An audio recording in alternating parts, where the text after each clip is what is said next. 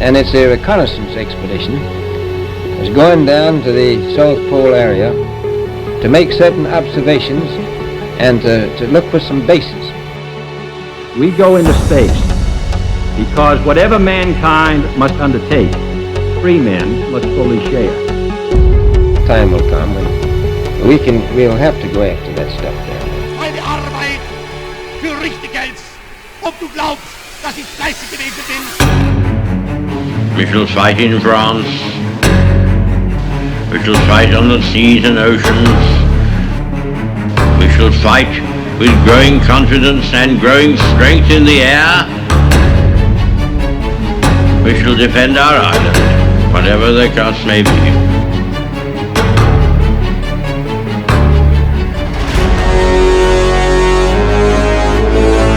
Welcome to the Secrets of Antarctica, where we uncover hidden truths under Antarctica's frozen landscapes. Truths that could unearth where we've come from as a species and where we're going in the future. I'm your host, Brad Olson. I am a writer and researcher of all things mysterious and esoteric. I've written 3 books in what is called the Esoteric series, which delves deep into the many unsolved questions of the day. In this series, I'm going to share things that you have never heard about Antarctica and my exploration and first-hand experience with this strange continent.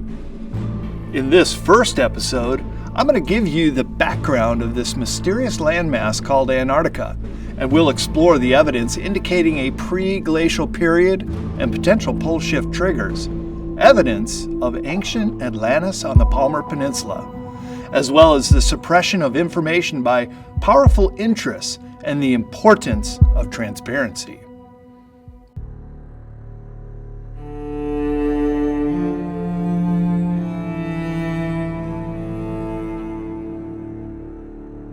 The landmass of Antarctica was only discovered in 1821 by the crew of a seal hunting ship.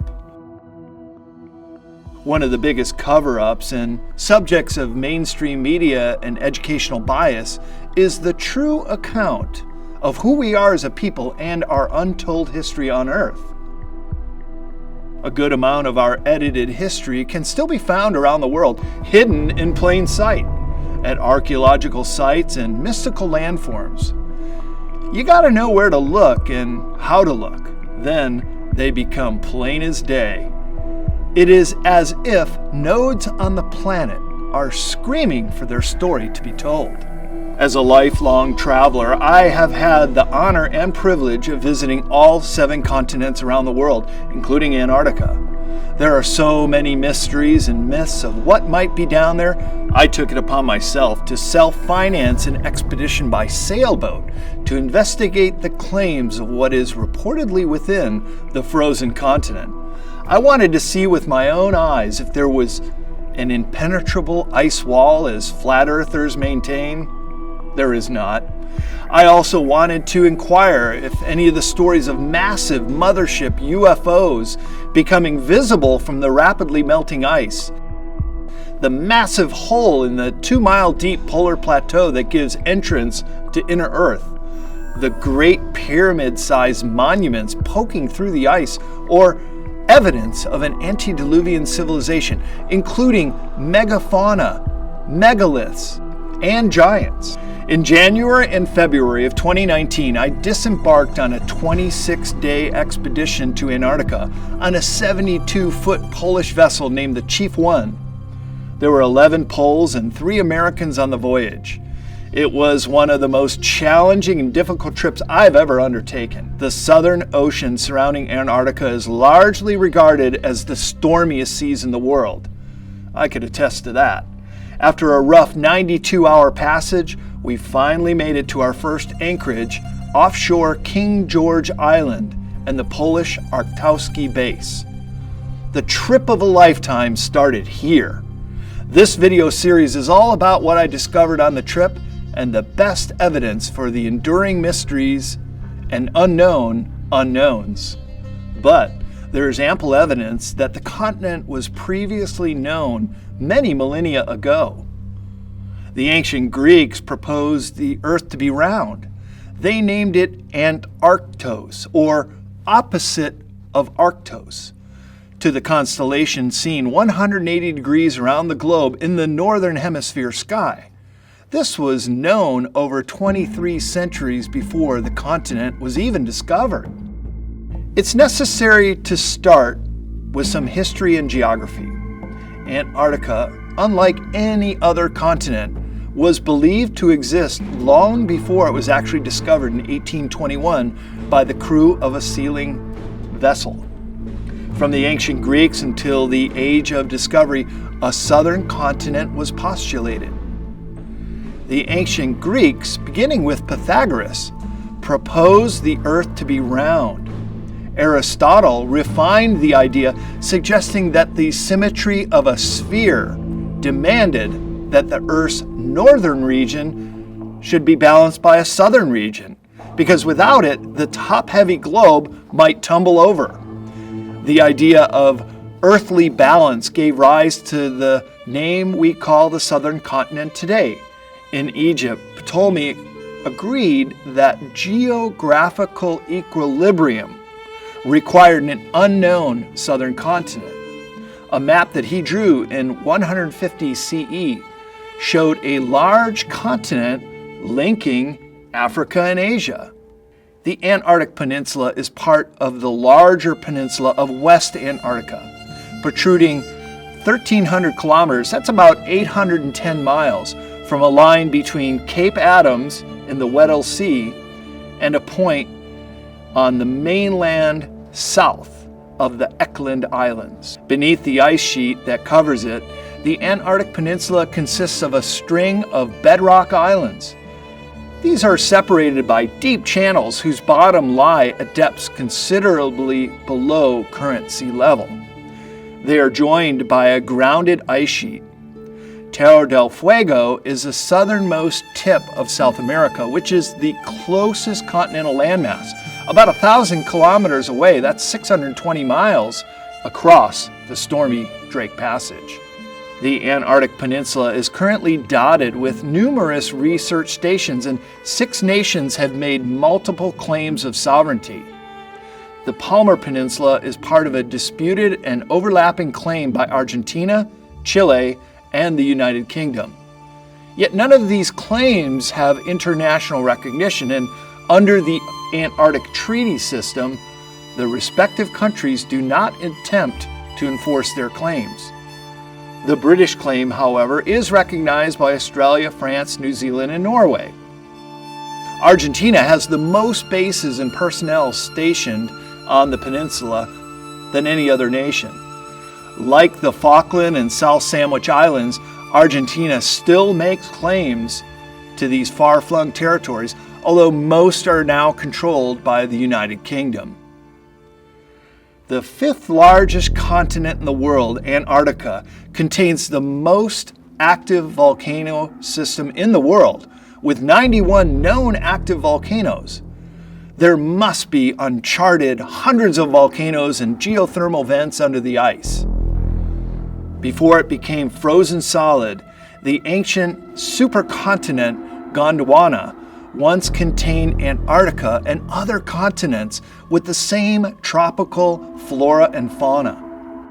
Plate tectonics suggests the continents move abruptly during a pole shift event, thrusting portions of Antarctica in different directions. The geologically younger West Peninsula and much older East Antarctica later joined near the South Pole and the Antarctic mountain range. Both Ernest Shackleton and Captain Robert Scott found coal beds and plant fossils on their early exploration of the trans-Antarctic mountain range, clearly indicating that the Antarctic was not always covered in ice. Since then, much more fossil evidence of pre-glacial periods have been uncovered, including petrified wood, sometimes in pieces as large as 20 meters, that's 66 feet, and fossil pollen, but fossils of animals are much less common. These fossils provide evidence of the connection between the parts of ancient continent Gondwana give indirect information about the changes in Antarctic climate over millions of years and offer an insight into the evolution of present Antarctic species. Might a pole shift be precipitated by the movement or melting of the Antarctic ice?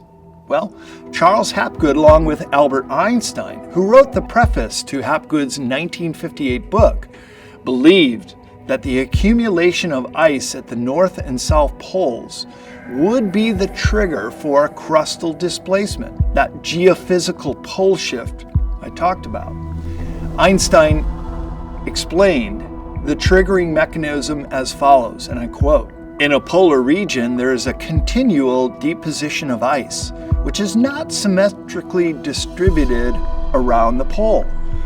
The Earth's rotation acts on these unsymmetrically deposited masses and produces centrifugal momentum that is transmitted to the rigid crust of the Earth.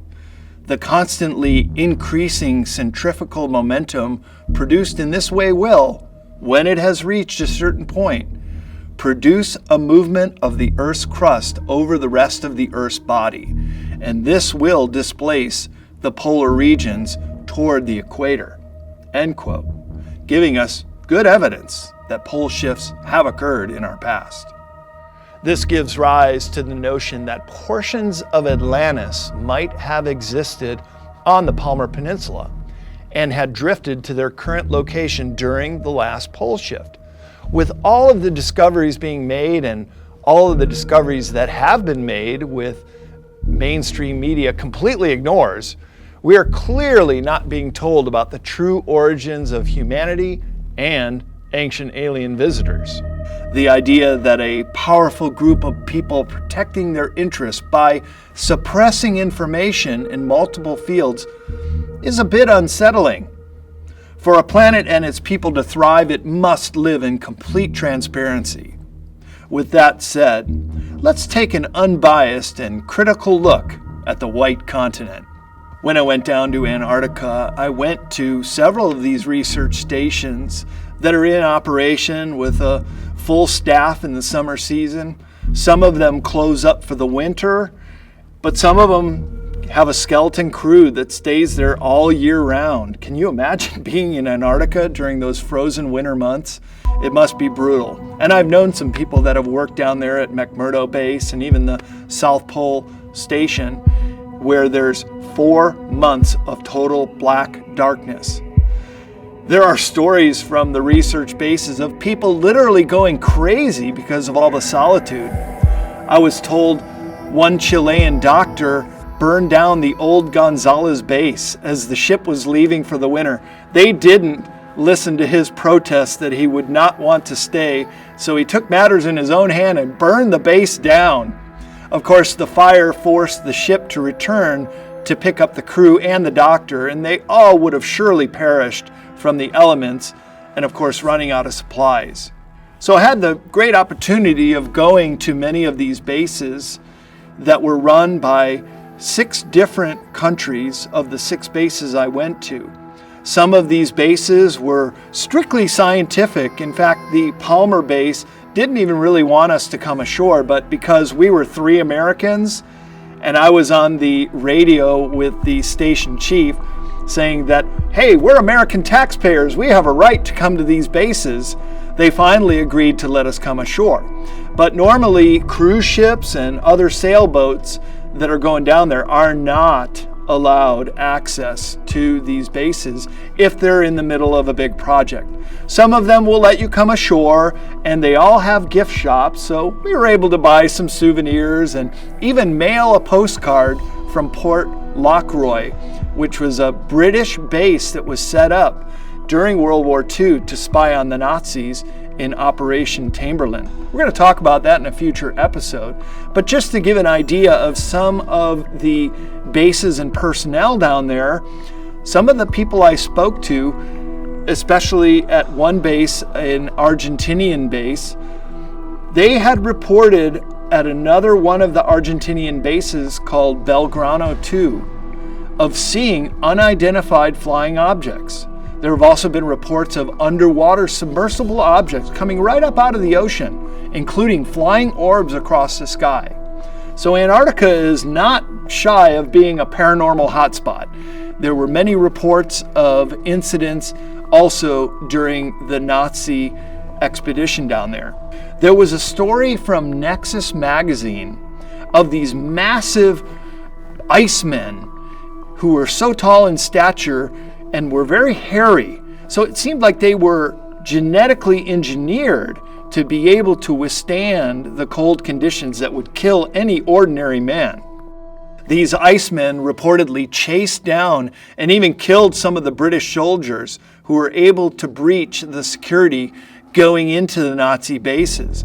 Their last report back to Port Lockroy was these icemen were on their trail and they were trying to hide from them, and those men were never heard from ever again. The Nazis set up at least one base in New Schwabenland before the outbreak of World War II, and presumably kept them going clandestinely. During the Cold War, the Neumayer and Konin bases were established by West Germany, and they both remain there today under the unified German flag. I'm a map maker myself. I love going over maps, and I was poring over all these maps right before I went down to Antarctica. And I was looking at a map of all the bases during the Cold War era, that is up to 1988 when the Berlin Wall came down. I was shocked to see that Germany, under the West German flag, was still in New Schwabenland. So from the time they established that territory in the late 1930s, the Germans have never left New Schwabenland. In fact, they're still there today in the Neumayer and Konin bases. Of course, there are ongoing cover-ups about the 1946 and 1947 mission called Operation Highjump, led by Admiral Byrd himself. This is because the Allies suffered a resounding defeat in the Battle of Highjump. It is still classified by the U.S. today as top secret. Boy, if we were ever to open the files on Operation Highjump, it would certainly open a can of worms that would show the Germans had incredible amount of high technology almost 100 years ago. There are also cover-ups to hide the mysterious entrances and massive holes in the ice leading to underground bases or even inner Earth, including a massive no-fly zone with a circumference hundreds of miles across near the South Pole. This was told to me by several different sources on the bases. And just an anecdote, when I was on Beyond Belief with George Norrie, before our shoot, we were going to talk about Antarctica. I said to George that there was this massive no-fly zone. And George said to me, "Why do they need a no-fly zone there? Nobody's going to Antarctica by plane." I said, "George, you're absolutely right. I don't know why they have this no-fly zone unless it's to protect other flights coming in the summer months from seeing this massive hole in the ice." So I specifically went down to Antarctica on my own dime to investigate UFOs, this massive hole in the ice, inner Earth civilizations, even pyramids poking through the ice, or any kind of evidence of an antediluvian civilization, which would include megafauna, megaliths, and giants. Now I want to say what I discovered down there is going to astonish you. So come along on this journey with me and let me show you what I found. As this journey begins, I hope you're starting to understand that Antarctica could hold the keys to the future of our human species. Now that we understand that the landmass of Antarctica is aligned in a unique way, suggesting that some of the mythology around Atlantis could be connected to Antarctica, we might conclude that the global government presence and the plethora of stories and evidence of a cover-up could lead us to the greatest discovery in human history. Welcome to Secrets of Antarctica, where we uncover hidden secrets under Antarctica's frozen landscape. secrets that could unearth where we've come from as a species and where we're going to in the future. I am your host, Brad Olson, and today we'll investigate ancient maps that uncover the possibility of underwater civilizations in Antarctica, discover the enigmatic Boche map from the 18th century pointing to a pre-ice civilization, as well as the mysteries of the Eltenin antenna and its potential ties to underwater bases.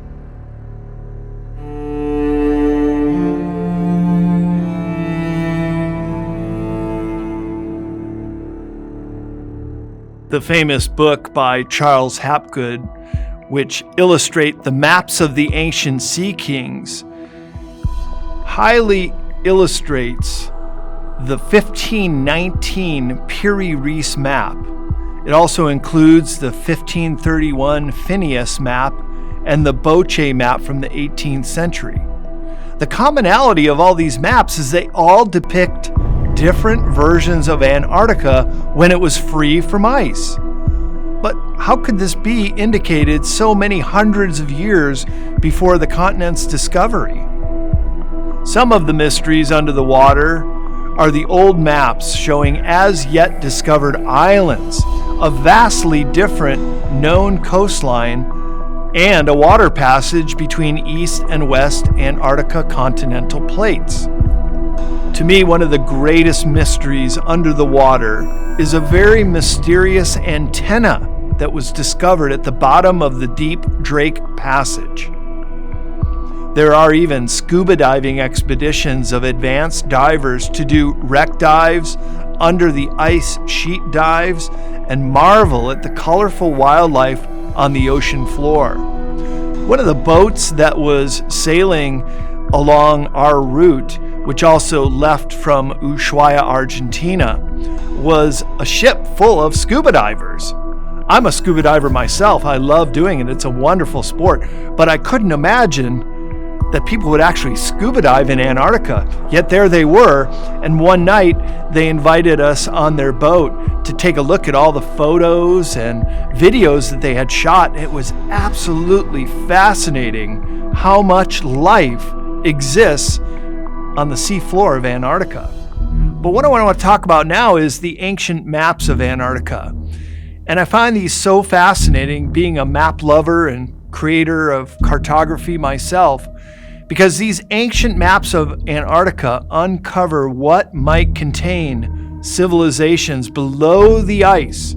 This is centuries before the first sealing vessel arrived in Antarctica and the first modern humans set foot on the continent in 1821. If we go back to 1519, the Turkish Admiral Piri-Reis, who was a big map proponent himself, he commissioned a map depicting the known world using older source maps as described in the side notes of the Piri-Reis map. His map accurately corresponds to the European and the African coastline, but it also shows the Caribbean, South America, and possibly Antarctica when it was free from ice. But how is this information known just shortly after Columbus made his first voyage to the New World? Even today, the Antarctic coastline is still far from being perfectly charted. Most of the coastline on the continental side remains under a thick layer of ice. Considering that Ferdinand Magellan did not discover the water route through Patagonia and Terra del Fuego until 1520, how did Piri-Reis chart the southern portion of South America so accurately in 1519? When you look at the Piri-Reis map and all the detail that was put into the known coastline, it's quite remarkable that the Caribbean Sea, including the whole eastern outline of South America, could be so detail-orientated and correct in the way it's placed on the map. It extends right on down into Antarctica without the Magellan Strait being included. What's so interesting about the Perry-Reese map is in the liner notes, he describes how this map was a source map that came from the Library of Alexandria, many hundreds, perhaps 1,000 years before Perry-Reese drew his map. So you have to ask yourself, how did the map makers of the Library of Alexandria have this kind of information? Well, we know that the Greeks had postulated that the Earth was round and that there must be southern continents that had yet been discovered. Or maybe they were discovered and this knowledge was lost when the Library of Alexandria was burned to the ground about 1700 years ago. So what a tremendous trove of information of the ancient world was lost when that Library of Alexandria burned down. One of the greatest travesties of history, in my opinion.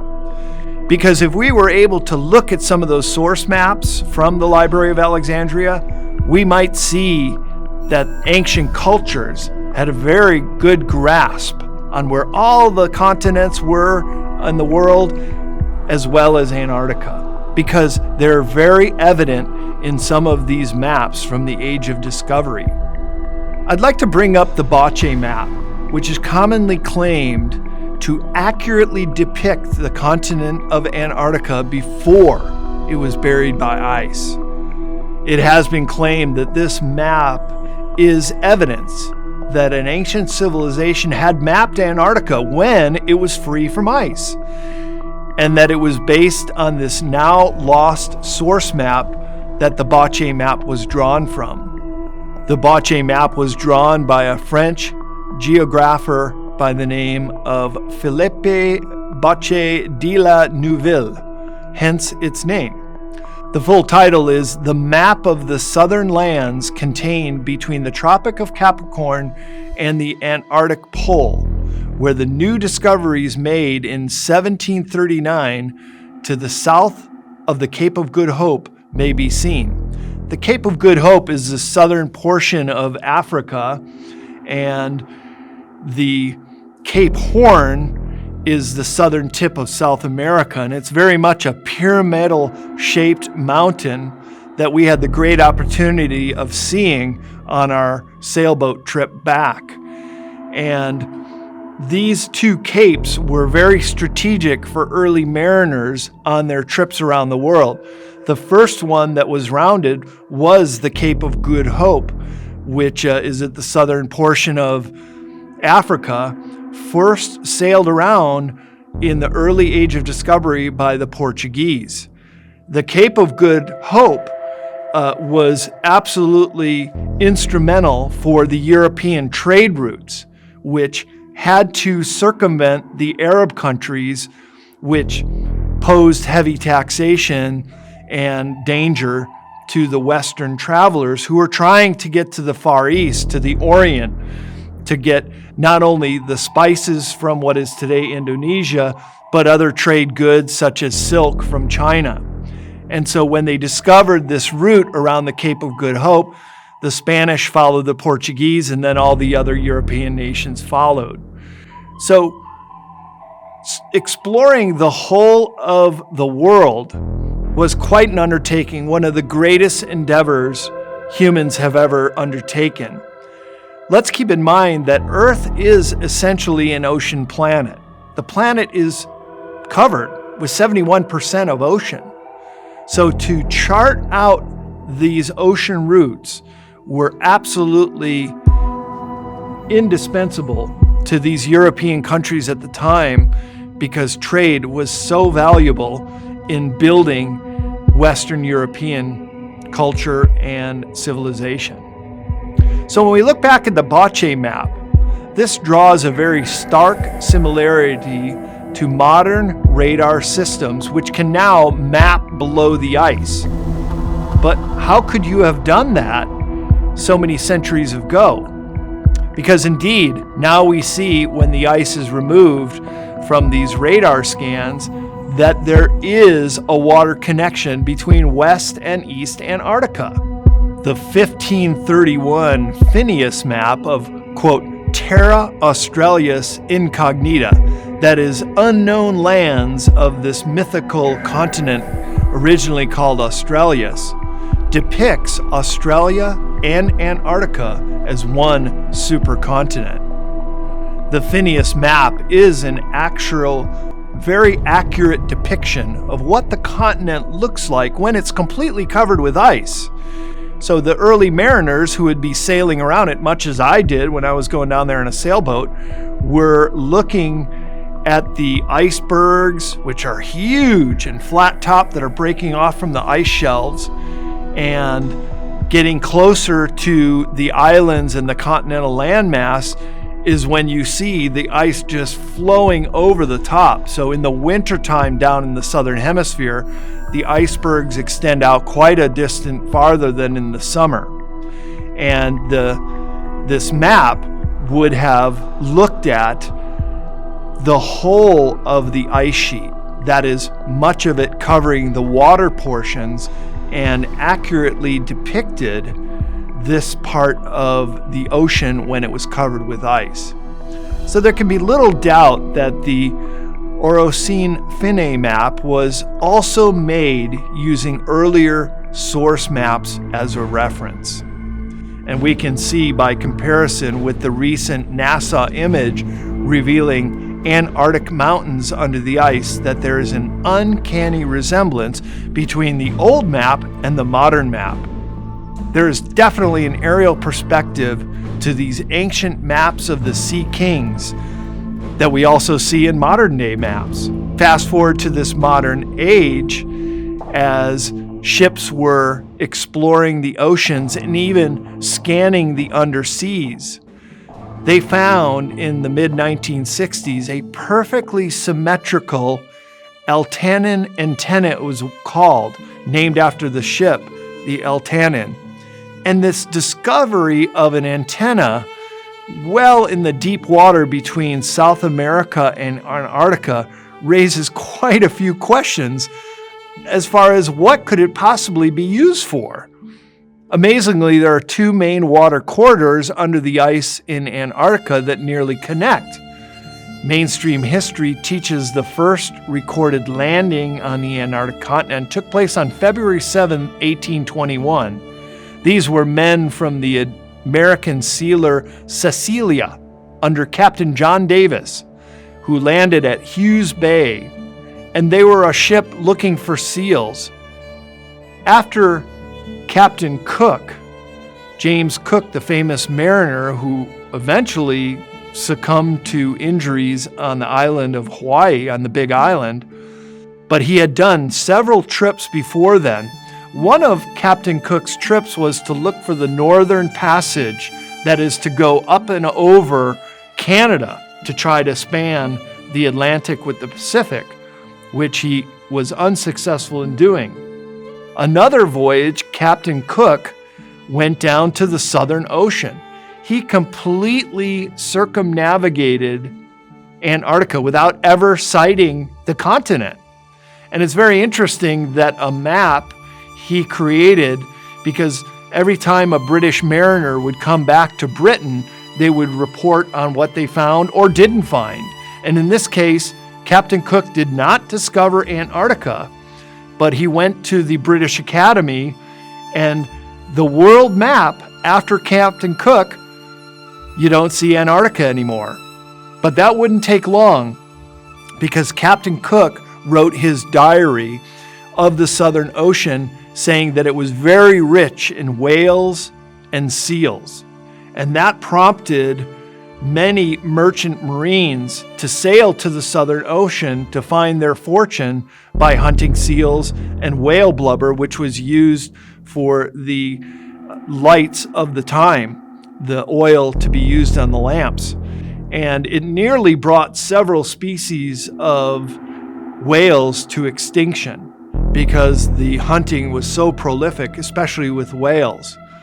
And so when Antarctica was discovered in 1821, though these mariners were on shore for even less than an hour, these men on this trip unwittingly became the first modern humans to set foot on this newly I would say rediscovered southern continent.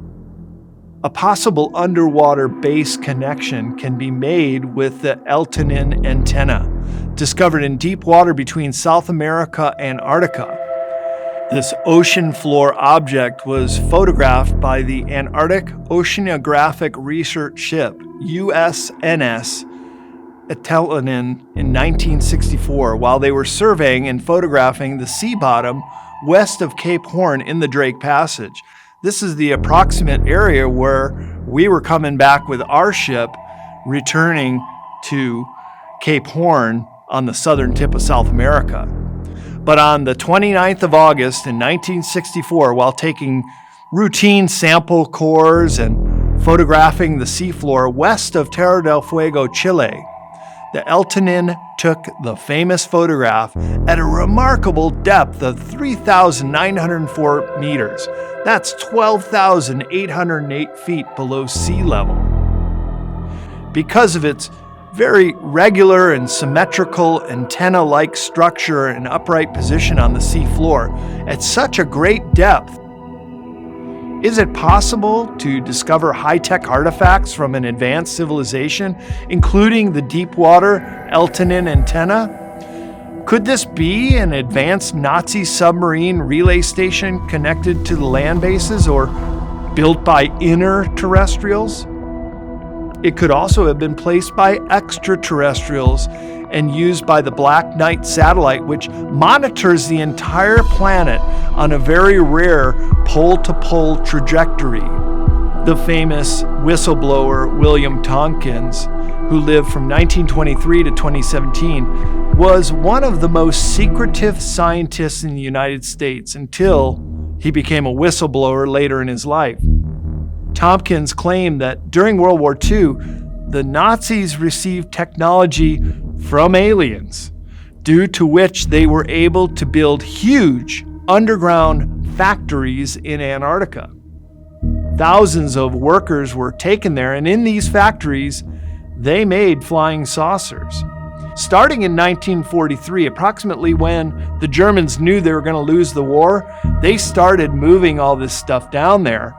And Tompkins confirmed that, saying that these technologies were transferred to Germany first by a reptilian alien race known as the Draco. The Draco advised on the building of spaceship in a backward engineering project and trained the Germans during the war. The Draco's plan, according to Tompkins, was to eliminate humans on Earth. Tompkins also suggests that Antarctica is still hiding some terrible secret. As we continue this journey, I hope this information will help you piece together some of the mysteries from our past and shed light on our future. Understanding that Antarctica has been explored throughout the centuries sheds light on the possible reality that many civilizations have inhabited this strange continent. In our next episode, I'll be diving under the ice where some revealing findings shed light into some strange human activity happening in Antarctica. Hey, thank you for joining me on Secrets of Antarctica. Remember, the truth is out there waiting to be discovered. Until next time, I am your host, Brad Olson.